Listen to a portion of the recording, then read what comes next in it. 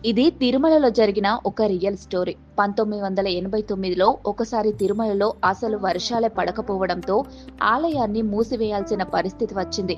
అప్పుడు గుడి యొక్క ప్రధాన పూజారి మనం వరుణదేవుడికి పూజ చేస్తేనే మనకి జవాబు దొరుకుతుందని చెప్పాడు.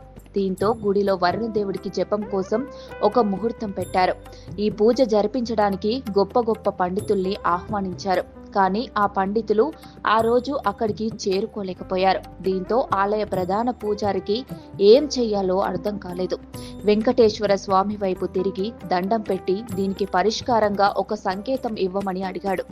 అయితే అదే రోజు రాత్రి తిరుమలలో అందరూ నిద్రపోతున్నప్పుడు హఠాత్తుగా అన్ని గంటలు వాటంతట అవే మోగుతూ ఒక పెద్ద శబ్దం వినిపించింది.